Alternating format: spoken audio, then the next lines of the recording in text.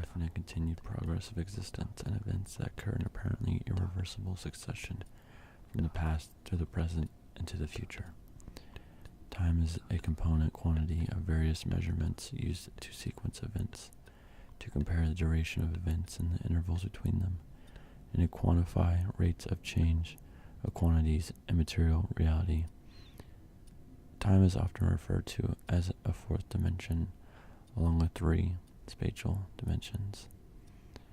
Time has long been an important subject of study in religion, philosophy, and science, but defining it in a manner applicable to all fields without circularity has consistently eluded scholars.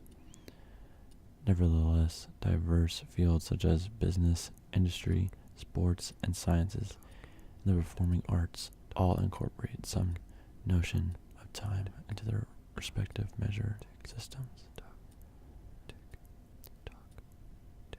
Two contrasting viewpoints in the divided prominent philosophers.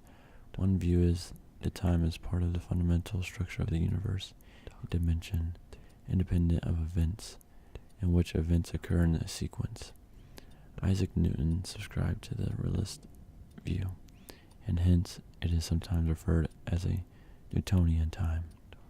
The opposing view is that time does not refer to any kind of container that events and objects move through, nor to any entity that flows, but that is instead part of the fundamental intellectual structure, together the space and number, within which humans sequence and compare events. This second view, in the tradition of Gottfried Leibniz and Immanuel Kant, holds that time is neither an event nor a thing, and thus is not itself measurable, nor can it be traveled. Time in physics is ambiguously operationally defined as what a clock reads. See units of time. Time is one of the several fundamental physical quantities in both the International System of Units and International System of Quantities. Time is used to define other quantities, such as velocity. So defining time in terms of such quantities would result in circularity of definition. An operational definition of time, wherein one says that observing a certain number of repetitions of one or another standard clinical event, such as the passage of a free-swinging pendulum, consists one standard unit, such as a second, is highly useful in the conduct of both advanced experiments and everyday affairs of life. The operational definition leaves aside the question whether there is something called time, apart from the counting activity just mentioned, that flows and can be measured. Investigations of a single continuum called space-time brings questions about space into questions about time. Questions about their roots and the works of early students of national philosophy. Temporal measurements that occupied scientists and technologists and was a prime motivation in navigation and astronomy. Periodic events and periodic motion have long served as standards of units of time. Examples including the apparent motion of the sun across the sky, the phases of the moon, the swing of the pendulum, and the beat of a heart. Currently, the international unit of time, the second, is defined by measuring electronic transition frequency of calcium atoms. Time is also a significant social importance about having economic value. Time is money, as well as personal value. Due to an awareness of the limited time in everyday and human lifespans.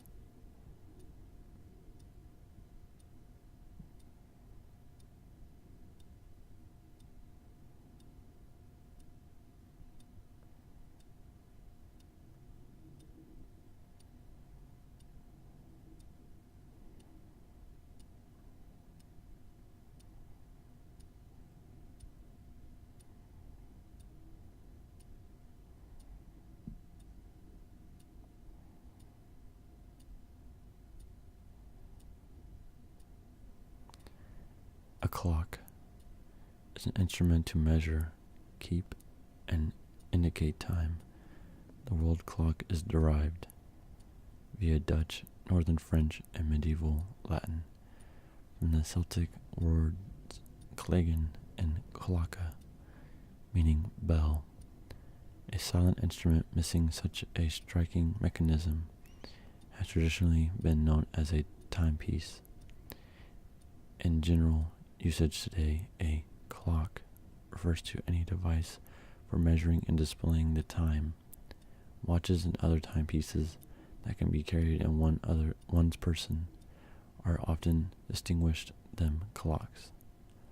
The clock is one of the oldest human inventions, meeting the need to measure intervals of time shorter than the natural units, the day, the lunar month, and the year.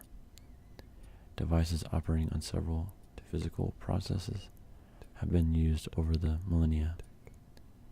A sundial shows us the time by displaying the position of a shadow on a flat surface. There is a range of duration timers, a well-known example being the hourglass. Water clocks, along with the sundials, are possibly the oldest time-measuring instruments. A major advance occurred with the invention of the verge escapement, which made possible the first mechanical clock around 1300 in Europe, which kept time with oscillating timekeepers like balancing wheels. Spring-driven clocks appeared during the 15th century. During the 15th and 16th centuries, clockmaking flourished. The next development in accuracy occurred after 1656, the invention of the pendulum clock. Major stimulus to improving the accuracy and reliability of clocks has the importance of precise timekeeping for navigation. The electric clock was patented in 1840. The development of electronics in the 20th century led to clocks with no clockwork parts at all. The timekeeping element is every modern clock is a harmonic oscillator, a physical object that vibrates or oscillates at a particular frequency. This object can be a pendulum, a tuning fork, a quartz crystal, or the vibration of electrons and atoms as they emulate or emit microwaves. Analog clocks usually indicate time using angles. Digital clocks display a numeric representation of time. Two numeric display formats are commonly used on digital clocks: 24-hour notation and 12-hour notation. Most digital clocks use electronic mechanisms and LCD, LED, or VFD displays. For convenience, distance, telephony, or blindness, auditory clocks present the time as sounds. There are also clocks for the blind that have displays that can be read by using the sense of touch. Some of these are similar to normal analog displays, but are constructed so the hands can be felt without damaging them. The evolution of the technology of clocks continues today. The study of timekeeping is known as horology.